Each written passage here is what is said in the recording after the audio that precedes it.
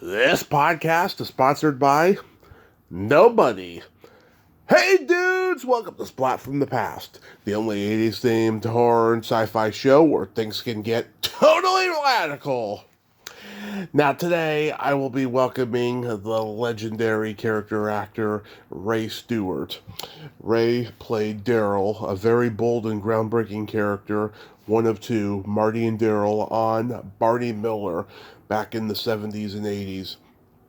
He also played the evil monster villain in the Roger Corman sci-fi classic Space Raiders.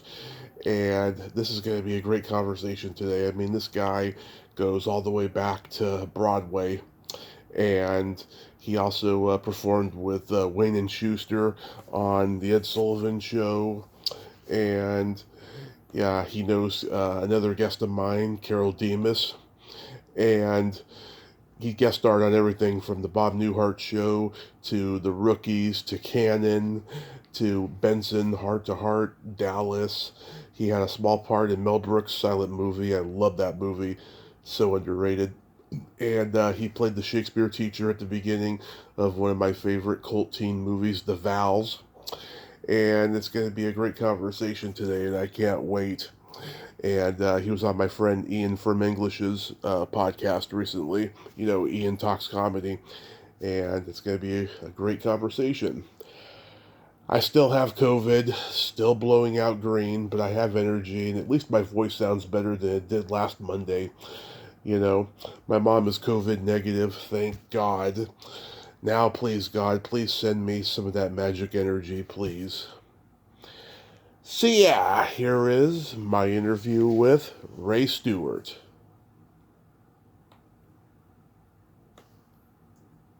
Hey Ray, welcome to the show, sir. How are you today? I'm fine, Tommy. How are you?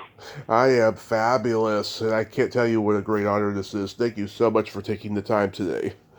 Well, it's my pleasure. So, going back in time, did you gravitate toward acting early on in your childhood? As far back as I can remember. Mm-hmm.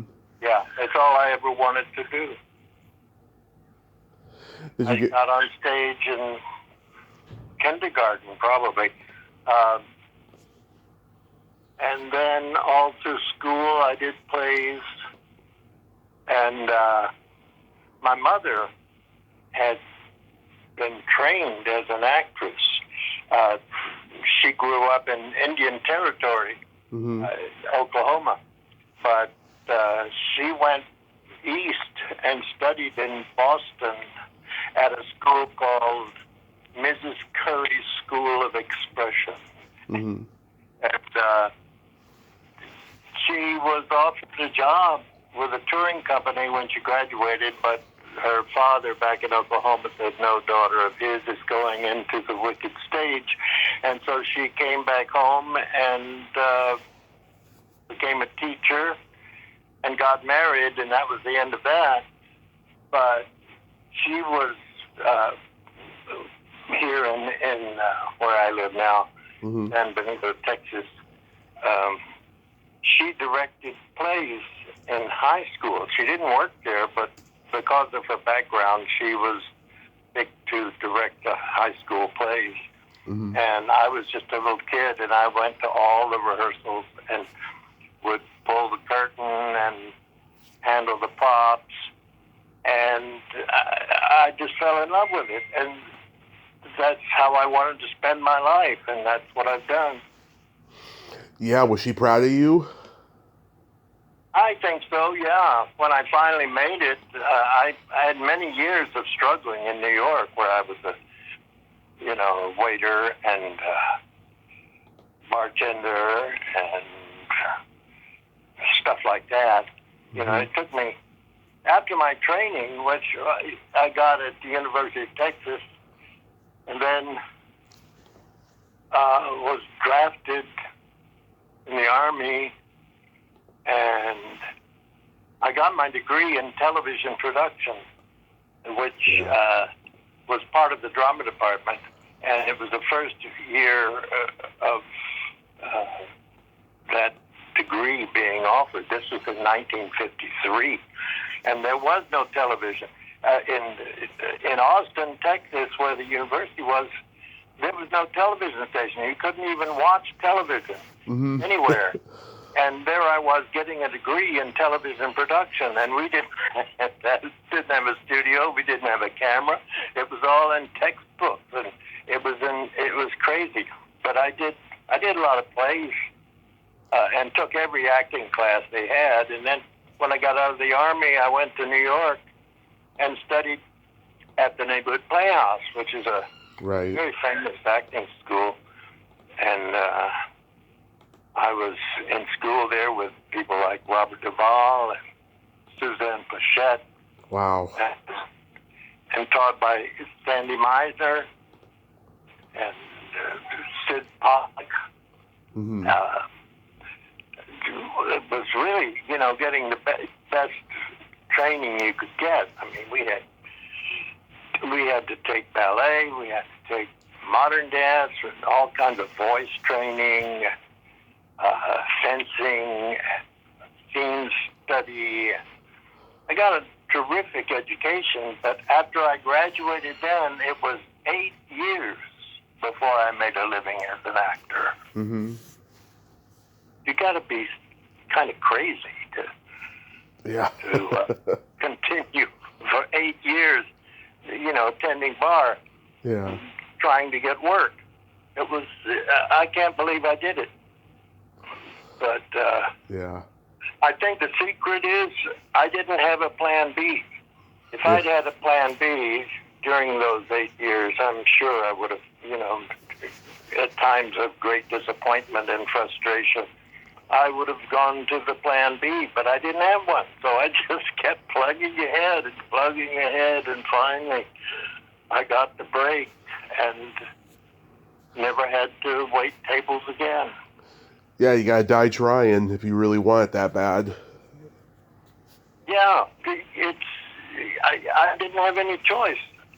I mean, there were many times that I would think, there's got to be some way to make a living that would bring me, satisfaction. And I couldn't come up with anything. So I kept, I would do summer stock, and I would do workshops, and during all that 8 years, I was still training. I was still taking classes and volunteering. I did children's theater. I became a puppeteer. Mm-hmm. I toured schools for a year doing a one-man puppet show. Wow.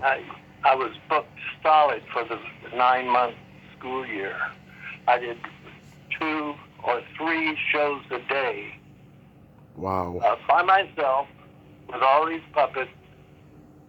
I drove 33,000 miles that year.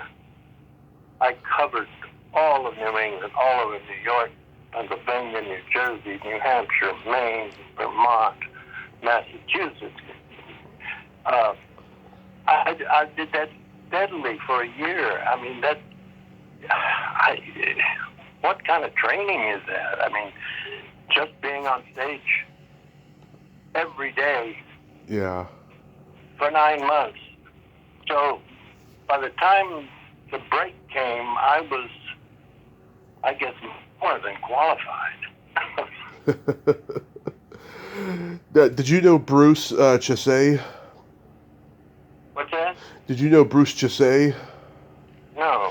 Yeah, he's like the organizer of the puppeteer union. Him and his father Ralph, they were like old-time puppeteer pioneers. Oh, I'm sorry, I never. Larry Bertelson was the creator of the puppets and hired me. I saw an ad in the trade papers saying puppeteer wanted, no experience necessary, and I thought, well, that's, I can qualify there. And I went and auditioned for him and got hired. And he became at some point, he was the president of that organization, the Puppeteers Organization. He was a genius. Nice. But I'm sure he knew the person you mentioned. Yeah. Because back then, everybody seemed to know each other. It was a small world back then. Yeah. Like, you were friends with Rip Torn. Oh, yeah. Very good friends. Yeah, such an And amazing, intense actor. oh, yeah. I was at the University of Texas with him. He had been the art director for the television department, and he switched over to concentrate on the drama section. And I was hired to take over his job, and he trained me and taught me the ropes in that job. And we became lifelong friends. He's the one that introduced me to Sandy Meisner. Mm-hmm. And oh yeah, I remember when I finally got my equity card. I had to come up with $150 or something like that, and I called him, and he said, "Oh, I'm over at the gym. Come, I'll give you the money." And so we go way back. Yeah, and he was roommates with Burt Reynolds in New York. Was he? Yeah.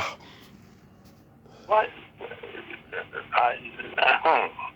He was married when he went to New York to Ann Wentworth. Yeah. And they had a child. He didn't have a roommate. I don't understand that. I guess Burt just crashed on his floor or something like that. That could have been. But no, that's funny. I never knew they knew each other. Yeah, and I saw them do at least one movie together. So you're doing the puppetry. At what point did you meet Wayne and Schuster? Oh, that's when I did the Sullivan Show. Mm-hmm. I was in an acting class with Michelle Arthur, a wonderful lady. She never became an actor, but she did study for a while in New York, and she was married to Robert Arthur, who was the musical director for Ed Sullivan, Mm-hmm. and through him, I was at a party at their house in New York, and the director of Ed Sullivan's show was there, and that's how I got called to be on the show with Wayne and Schuster, and I did a couple of Ed Sullivan shows with them. I didn't know them before or after. I just knew them at work, at this. Oh, okay. Did you do? They were a lot of fun. I enjoyed that. Yeah, did you do the Julius Caesar sketch with them? No, I did let's see, I did two. One was a baseball team. It Okay. was World Series between, it was the first international World Series Mm-hmm. between the Yankees and The Brooklyn Dodgers? no, it was a British team. It was a joke. I mean, they don't. England has never been in the World Series. Right. I was the pitcher for I can't remember. It's gone. But that was a baseball sketch, and then I was in one where they were gangsters and they were doing a TV show, and I was the makeup man, and I had this huge powder puff as big as two pillows, and they would say makeup, and I'd go in and slap them across the face with this big powder stuff in it. Powder. It was pretty funny. I can't remember the plot, but I just remember doing it. And McLean Stevenson, remember him? Yep. He was in that sketch too. Wow. I ran into him at some studio in California, and I saw him in a makeup chair, and I went in and said, "Remember, hey, how are you?" And remember the Ed Sullivan Show thing? And he said, "Yes." And he said, "Did you know?" He said, "I'll never forget it. There were trained elephants backstage, and there was not much room in the wings. Yeah. And he said he was against the wall, a brick wall, and this elephant came over beside and leaned against him and pinned him against the wall. And wow. for places for our sketch, and he couldn't get out. And finally, the trainer got him out, and he got on stage. But that's a pretty funny situation. Oh, man, that's hilarious. In 1968, you did King Lear and then Cry of Players on Broadway. What were those experiences like? Well, it changed. It was very, very important to me. I auditioned to be in a Cry of Players at the Berkshire Theater Festival. Mm-hmm. And I had been doing the Fantastics in New York for months. I've been in it for a long time. Mm-hmm. And I got the part and went to Massachusetts, to Stockbridge for the festival. And that, with Anne Bancroft and Frank Langella, I was just blown away by that opportunity. And Lincoln Center, the director of Lincoln Center, came and saw it, and they decided to open the next season with Cry of Players, and it played in repertoire with King Lear. They alternated performances, and I was in both of them, yeah. But that was quite an experience, and that was my first Broadway appearance. I did 6 shows on Broadway. Mm-hmm. You did, when you did King Lear, you worked with Lee J. Cobb, one of the greats. Did he give you any advice? No. I had lunch with him a few times. But no, it was a big cast, and we were rehearsing 2 shows at the same time. So no, he never gave me any advice. He was a gentleman. I was in awe of him. Yeah.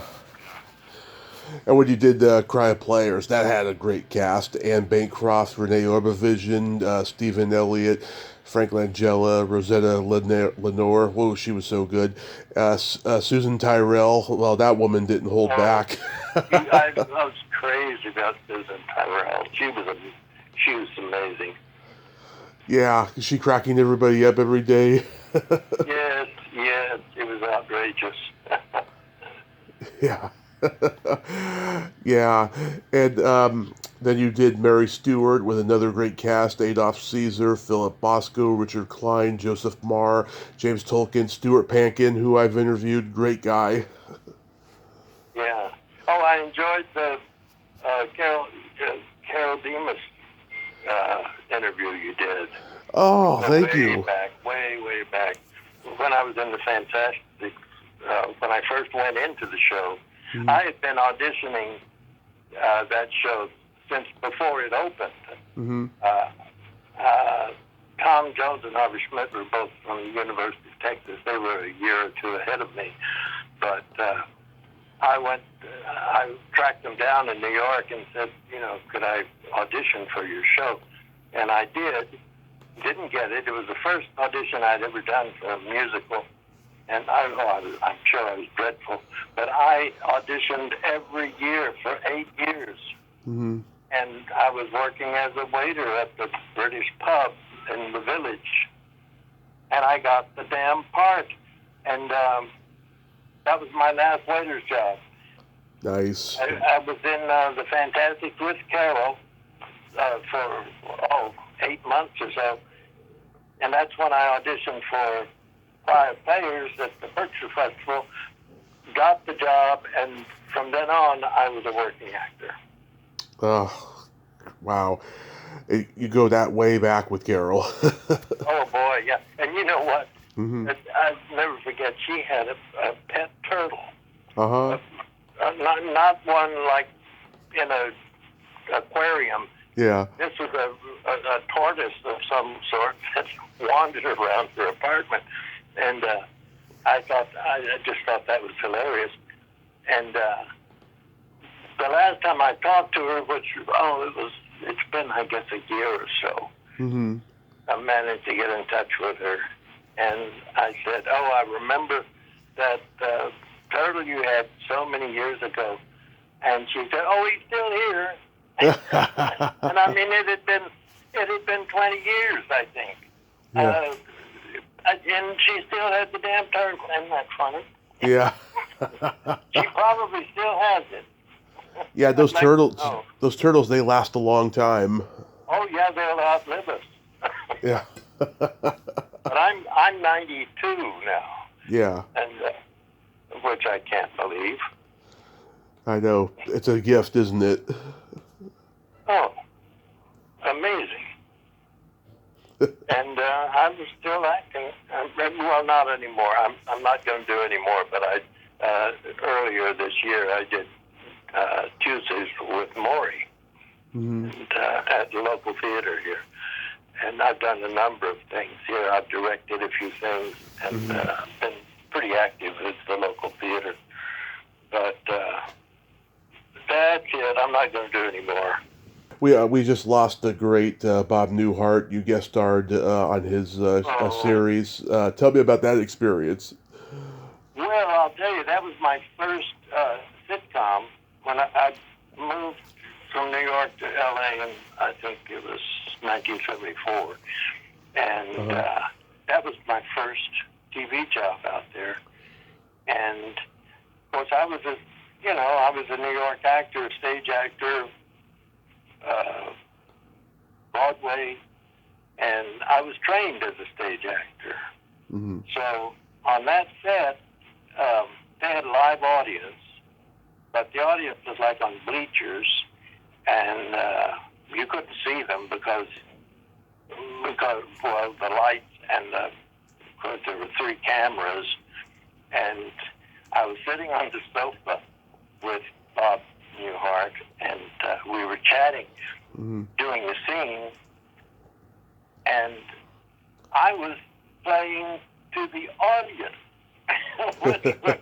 behind the cameras, and so during the rehearsal, I was playing to them, and Bob was sitting there. I could hardly hear him. He was mumbling, you know how subtle he was. Yeah. And I realized, I thought, oh my God, he's playing the cameras, and I'm playing beyond the cameras to the audience behind me. And it took me a while, but I finally realized I've got to play on his level. And so I started this conversational tone, Yeah. But I learned that from Bob Newhart. And it's quite different, Mm-hmm. If there hadn't been a live audience, I don't think I would have had that problem. But of course, being an actor, a stage actor, I was playing to the back row. Yeah, there was no one like him. He was just a true original. There's another rule I learned from, let's see, what's his name?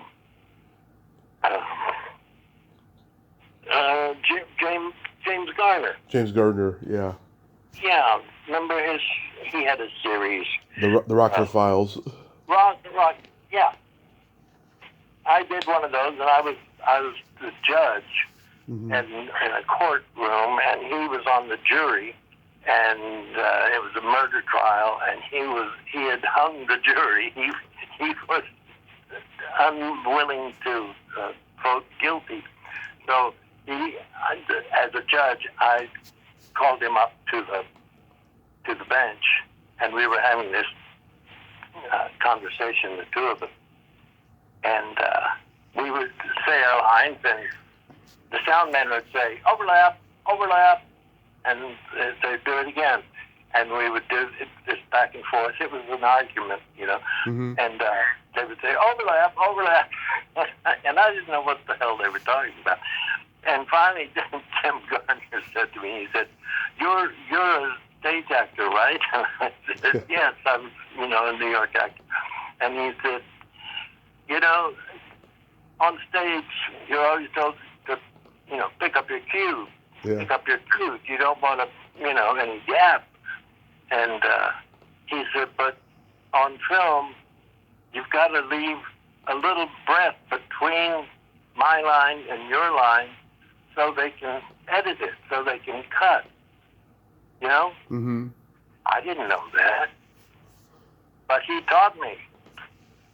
He taught me. That's a big lesson I learned from dear old Jim Garner. Yep, he's no one like him either. Oh, he was just exactly like he was on screen, off screen. He was just this sweet, Mm-hmm. funny, warm person. Anything stand out about the Rookies? The Rookies. Oh, yeah, that was a series that I was on. I can't remember what I did. Of course, Barney Miller was my favorite. Oh, yeah. How does Barney Miller come to you? I just, my agent sent me to talk to Danny Arnold. Or first, their casting person, and she sent me to Danny Arnold. And we had a nice chat. And they were looking for this character, Mm-hmm. the partner of, what's his name, Marty. And it was for one episode. Mm-hmm. And I got it and did it. And evidently the chemistry between the two of us worked for them. And I ended up doing 5 episodes.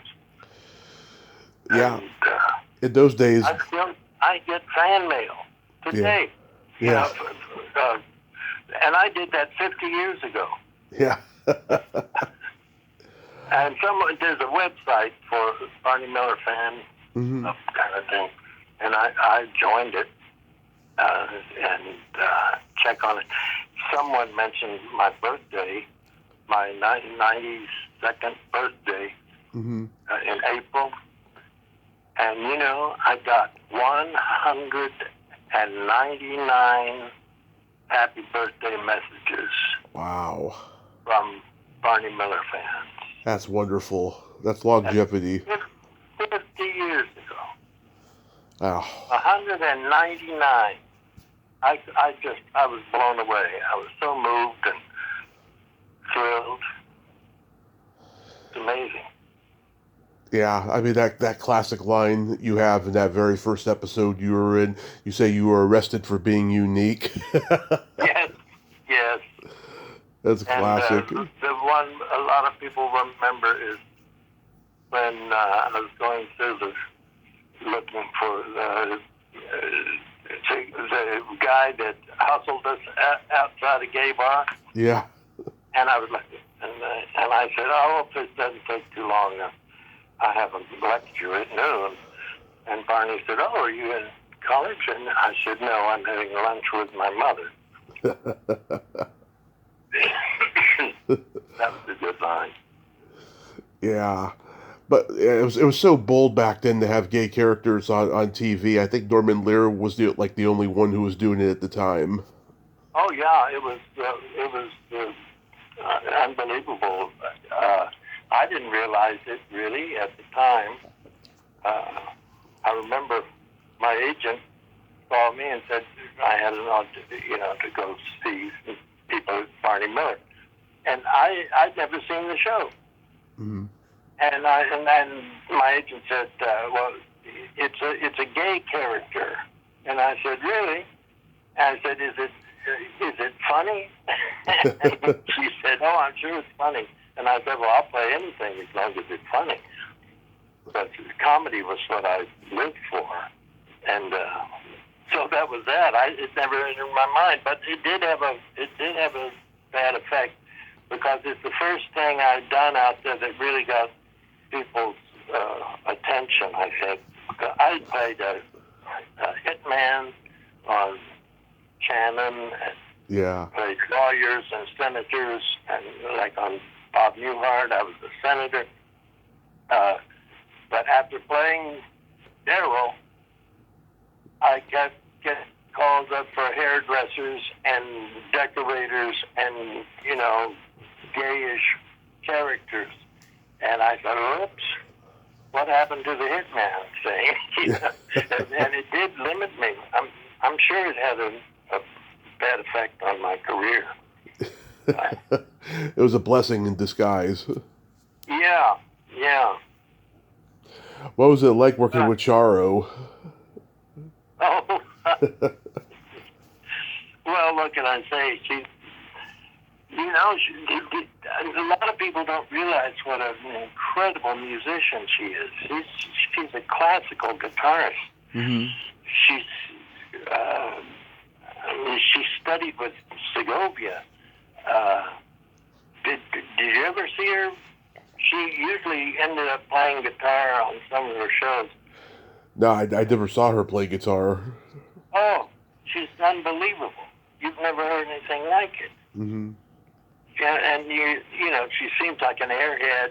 She can barely speak English, but she was a hoot. Yeah, you play Benedict Arnold in that one sketch, and Mike Connors is in it, and you got him that white afro wig, the natural look.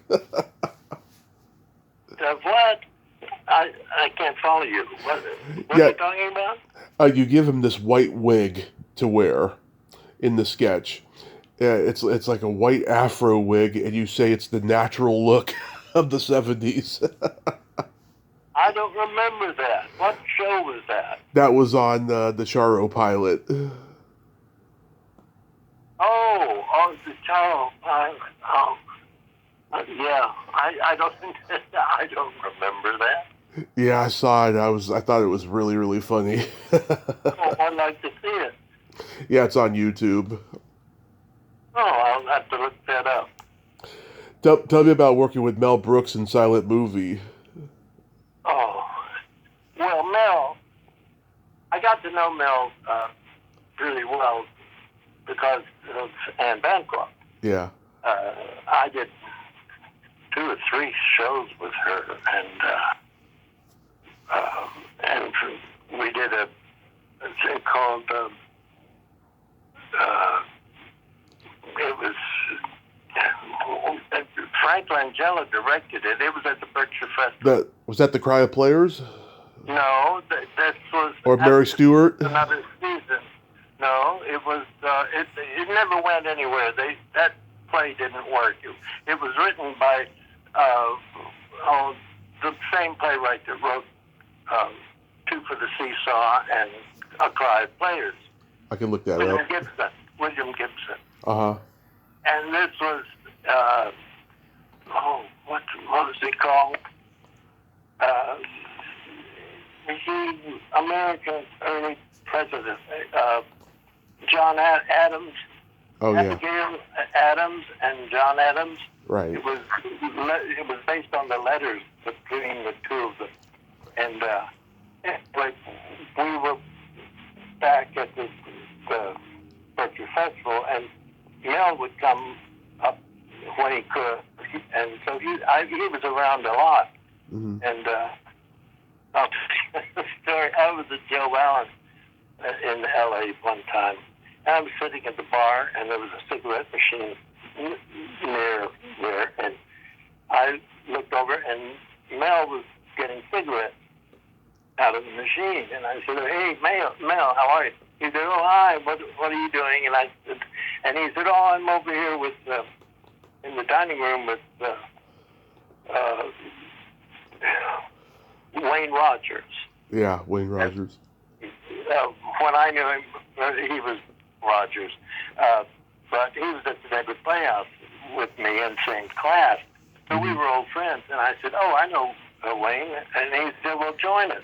So I went over and sat down with him at a table, and there were these 2 young starlets, at the table, and Mel and Wayne. And I was shocked because, I adored and Boston.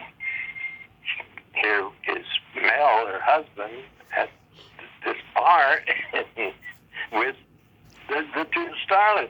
And I was really kind of taken aback. And finally, the bar was closing. And Wayne got up, and the two girls got up and left with him. And I said, they were his girlfriends and not Mel's. And so I looked at Mel and I said, well, Mel, it's just you and me. And he said, English boys don't do that. I laughed. He was something else. When we finished Cry of Players closing night, he was backstage at Lincoln Center, and he came up to me and he said, Ray, I think you were outstanding in this play. Mm-hmm. I really loved what you did. And he was very complimentary, and he said, and if I ever make a movie out of the country on a low budget, I'm going to use you. Yeah. Oh, God. Yeah, I think silent movie is so underrated. It's a great example of a passion project after having a few box office hits with Blazing Saddles and Young Frankenstein. I don't think he could have made silent movie first because it's so out there, Yeah, it's crazy. But yeah, I'm looking at a picture on my wall here in my office. There's it's in the movie lobby, and there's Don DeLuise, Sid Caesar, Mel, Marty Feldman, Peters, and Marty Feldman lined up at the candy counter, and I'm shaking hands with Sid. I love that picture. Yeah. But there I am with the big guns. Yeah. How was working with the Mandrell sisters? Well, I adored them.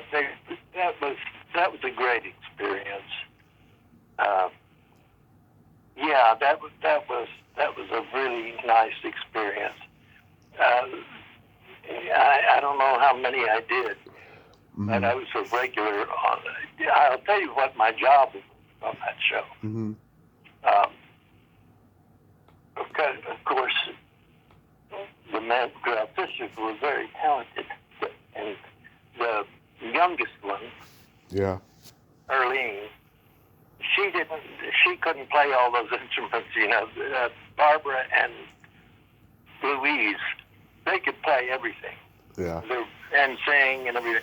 Well, they had a lot of stuff to do on the show, but Earlene was kind of, just kind of the third wheel. And so I was there to do comedy sketches with her, to give her something to do, I think. Mm-hmm. But Barbara and I hit it off really well. And I remember at the end of the season, the director came up to me, and he thanked me, and he said, you had a lot of class to this show. Well, and he said, I'd like next season for you to be on every show. And I said, I'd love it. Well, the next season came up, and I was waiting to hear from him. And one day, I was in the grocery store or a drugstore somewhere, and the stage manager that I knew from the show came up to, and I said, hey, when's the season started? And he said, it started. And I said, really? Yeah. I said, I thought I was going to be part of it. And he said, well, it's funny. He said, Barbara, he said, I heard her say one time, said, where's Ray? I thought Ray was going to be here. And whoever, the producer, said, oh, he's unavailable. We couldn't get him. And I said, what in the world? And so I called the studio, and I asked for the director. And I said, Ray Stewart calling. I can't remember the director's name. And they said, oh, he's not here anymore. He had been replaced. And so I was also replaced. I was very, very disappointed. Mm-hmm. How about guest starring on Benson? Oh, that was fun. I loved that scene. That was great. That was a wonderful experience. It was a funny bit. I played it was a good part. Had a very good scene with all the people. It was very funny, and I remember when they had the rap party at the end of the season, they invited me, and they don't invite, you do a guest spot on something like that. Mm-hmm. You're not usually included in the cast party at the end of the season, but I was, and I thought that was quite an honor. Nice. And Jerry Seinfeld was on the show then. Well, he was supposed to be a regular, but I think he only did 2 or 3 shows. Yeah. They wrote him out, but that was, I think that was before I was on it. I never met Jerry Seinfeld. Yeah, I've heard him say it motivated him to work harder to get his big break in the industry, and obviously he's done very well. He makes like $200 billion a year in syndication deals. Yeah. How about guest starring on Heart to Heart? Well, that was interesting, but I got kind of screwed on that. Mm-hmm. It wasn't a thrilling experience, and after doing it, I played a jeweler, Mm-hmm. and was robbed in the jewelry store. Yeah. And after that, I don't know how long after that, I got a call from my agent, said, I heard from Heart to Heart called, and they wanted to know if it's okay with you if they showed a little clip. There's going to be a TV set on in the corner somewhere, and you're going to appear. They're going to be showing something, that you're in, Mm-hmm. but it's brief, and they just wanted your permission to do that. And I said, well, sure, why not? Well, when the show came out, they used the entire. When I was robbed in that episode, Mm-hmm. this lady came in, a Rolls Royce pulled up in front of the store, jewelry store, and Yeah. this old lady and 2 men, her chauffeur and her assistant, I guess, came in, and they were shopping for something for her niece graduation.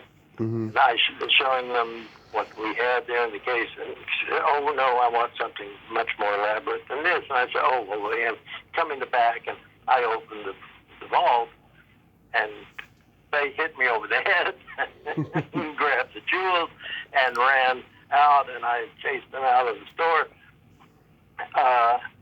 And what happened, they used that entire scene in a new episode, but instead of the old lady being the villain, her chauffeur or assistant, one of these men, they were the crook. Mm-hmm. And they used that whole thing in a different plot. But I did exactly, what I had done in the original one, but they should have paid me for doing another episode, but I got nothing.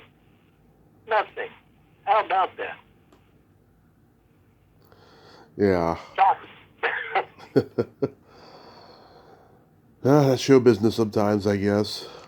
Yeah, yeah. You were on Dallas. Did you have any idea that Who Shot JR was going to become so iconic? No, no. I that said, I played an oil man, and I had a scene with Jr. And he, Jr. had screwed me somehow, like Yeah. Jr. did, and we had this kind of argument, and I liked that, and he was terrific, and Ken Kercheval, who was the director on that show. He played the lawyer. Mm-hmm. You remember him? Yeah. And he was at the Playhouse with me. We were very good friends. But then I did another episode where I was the newscaster Mm-hmm. that announced the news that JR had been shot. Yeah. That was interesting. I know, it became this huge iconic thing and it kept everyone in suspense, you know. Oh, it was amazing. It's funny, when I got the script for the newscaster, I had to, make this announcement. Yeah. And I got there like at 8 o'clock in the morning and ended up, all day I was looking at the script, memorizing the script. Well, evidently they had several scripts. They didn't want anything to leak beforehand. Mm-hmm. So they had a couple of dummy scripts that didn't have the announcement that I was to give. So I had that down cold. Mm-hmm.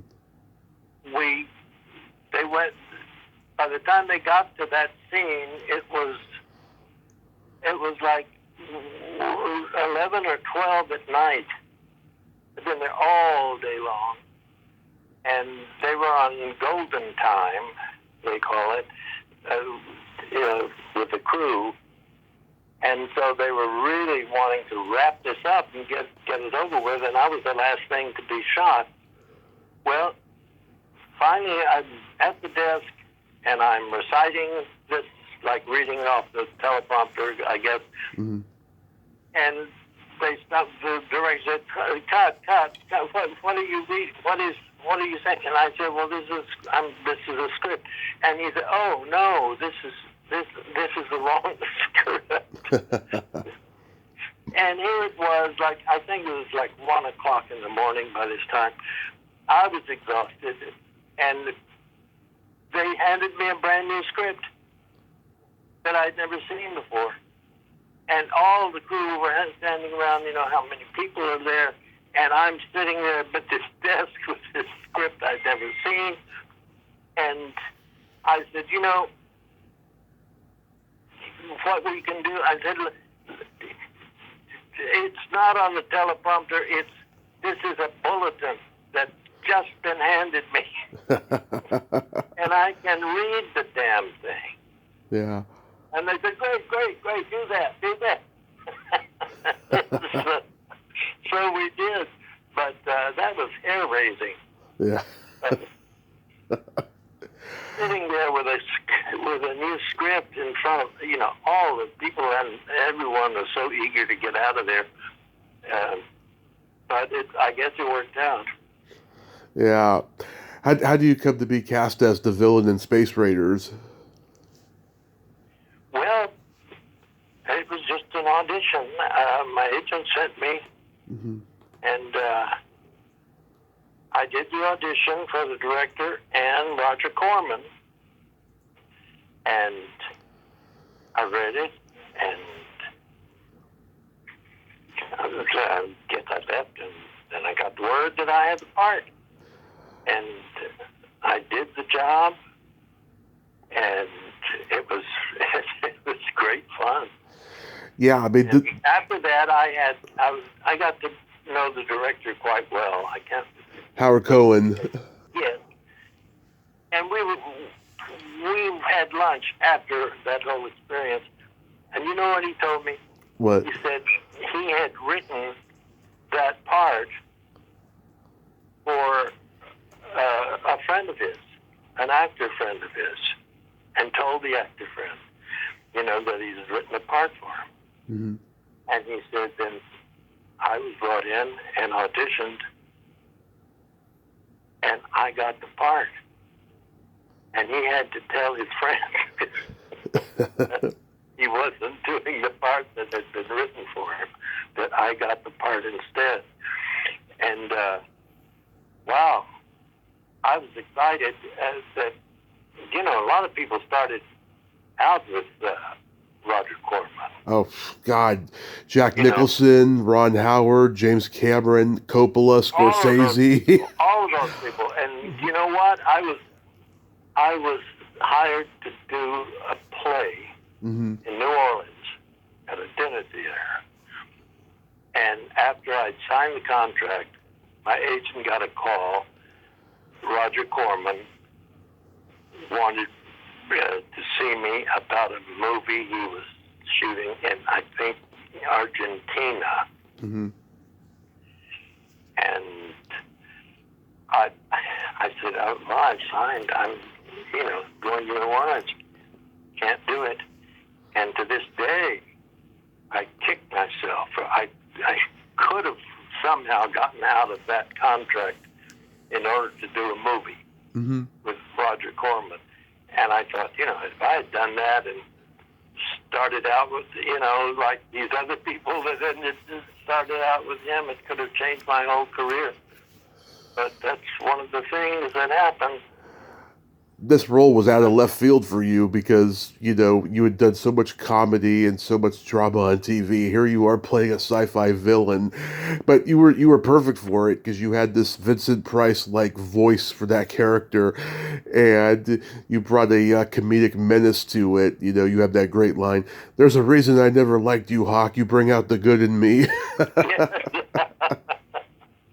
I was that costume, that face.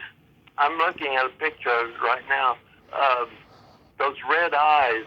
Yeah. I was blind. I could not see anything.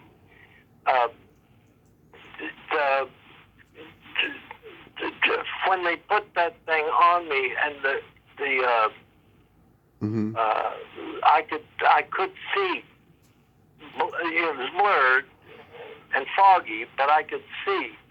But within 10 minutes, my eyes were watering and turned red, and I was like a terrible reaction to whatever dye or whatever was in those plastic eyes.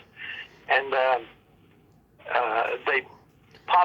those things would pop out, and they coated it with some other product. I don't know what the hell it was. And put them back in, and it was okay. I didn't have that reaction, but I couldn't see anything. I could see a light, a spotlight. I could see that, but the rest, I couldn't see. So I was, when I had to make a move, I had to cross and stop and turn, but I couldn't. There was a mark on the stage, but I couldn't see the mark. Mm-hmm. So they had a guy down laying on his stomach on the floor to stop me when I got to my spot. He grabbed my ankle so I could stop. But that was quite a problem. But yeah, was it a lot of long hours of makeup for that character? Oh yeah. I had to get there. I think I was there at 5:00 in the morning. 4:30 or 5, and then it took that long to get it off. It was all glued all over. It was a mess. Mm-hmm. Was Vince Edwards good to work with? Yeah, he was funny. Yeah, we got along fine. Yeah, Tom Christopher, who played Flight Plan, I might be talking to him soon when I sent him a message. He was going through some health issues at the time, but hopefully it's going to happen. I'll get to talk with him. Yeah, they used a lot of recycled footage from Battle Beyond the Stars, another movie they made a few years before. You know, that was Corman. You know, he was cheap. He liked to save money. He sure did. Yeah, I heard you say on Ian's podcast that you don't remember much from the Vals. I love that movie. Yeah, you played the Shakespeare teacher in the first 2 minutes of the movie. Yeah, you're trying to teach her how to play how to play Hamlet, and like you take the skull and you're looking at it, and the entire class makes a break for it, and then when you realize that everyone's gone, you drop the skull by accident, and then you stomp on it. You know, I never saw that. Uh-huh. How can I see that? Is it on YouTube? Yeah, it's on YouTube. Well, I'll have to look at that. I never saw it.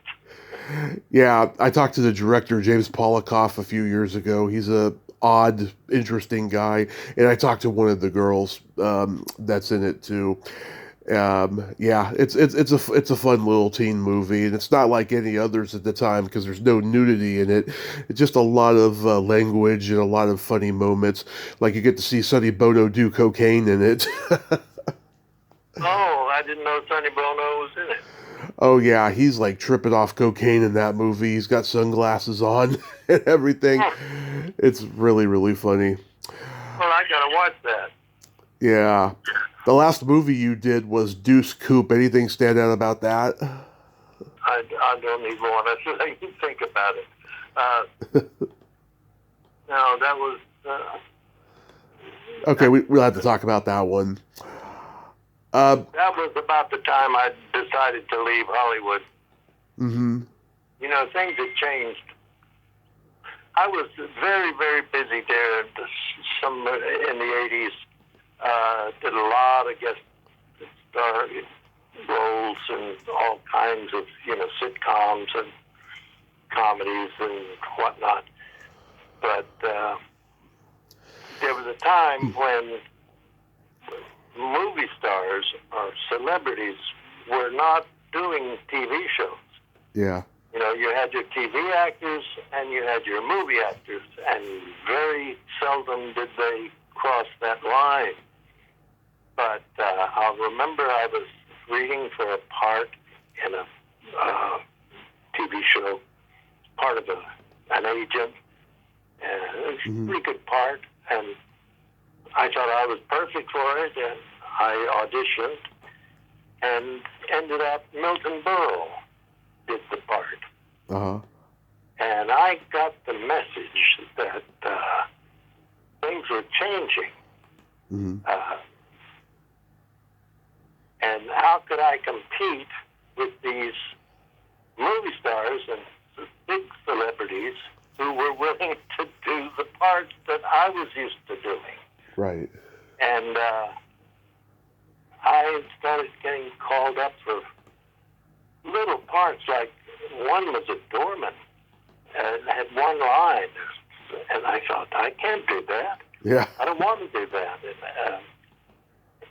And, my parents had passed, and I had this house in San Benito that I'd grown up in, and it was sitting here empty. And I thought, I think I'll go back to Texas. And I did. And by that time I was doing musicals. I'd gone back to the stage, and I was at various musical theaters in California, Sacramento Music Circus, and the California Theater in Pasadena, and I was doing big musicals with big stars, Helen Reddy, Joanne Worley, and I thought I can live in Texas and fly out and do these things, and I did for a couple of years. And was very happy here. But But after I got back here, I got a call one day from Tom Jones, and he said, we're doing a tour of Japan. Mm-hmm. And I was hired, and I went to Japan. That was 88. We were there for 6 weeks or so. In 90, we went back. And then in 91, we went back we were there for 3 months. Mm-hmm. We toured 30 some odd cities in Japan. The first one, I was the boy's father. The second tour, I was the girl's father. And the third time I went, I was the understudy for both fathers and the old actor, which Tom Jones played. Mm-hmm. So I was there for 3 months, touring Japan. I never was on stage once. It was a glorious vacation. And 3 months in Japan, we were treated like rock stars. It was produced by the largest production company in Japan, which did Michael Jackson. Uh-huh. And that was after I basically retired and was living in Texas. That was one of the best jobs I ever had. Have you ever thought about writing a memoir? No, people tell me that all the time. They say, "Oh, you should write about this. You should write about this."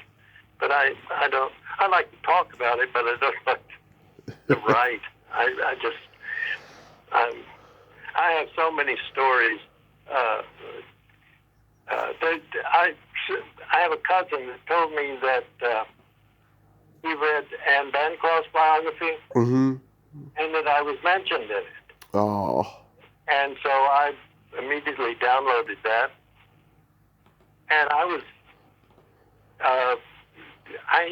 in it like 3 times in telling stories about my adventures with Anne Bancroft. Oh. You meant a lot to her. Yeah, it seems like. But anyway. Have you contacted Mel? No, I haven't. I went to New York to see her last performance in a play, Mm-hmm. and he was backstage, and I saw him, and it was great to see them again. But that's the last thing she did. Bless her heart. Yeah, we lost her way, way too soon. Mm-hmm. He goes strong. He's what, 96 now? 98. 98. Yeah. God, I can't keep up. Ray, thank you so much for coming on today and sharing these great stories. And I'm so glad you're still alive and healthy. And I really do think that you have a book in you. I think you should consider it. Well, I think about it from time to time, but God, what a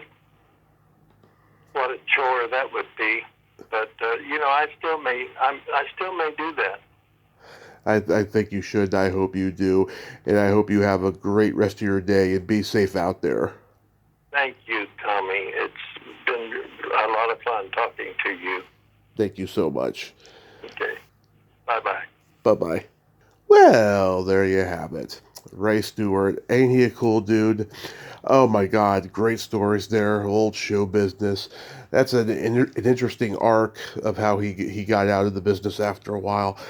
I mean, it's true. I mean, God, actors were becoming celebrities, and celebrities were getting cast in things. It was the beginning of the industry getting screwed up. But Ray lived to tell the tale, and he survived it. And I thank him so much for coming on today. Well, until next time, this is Tommy Throwback Kovac saying there's no shame in living in the past because the present sucks. Later, dudes!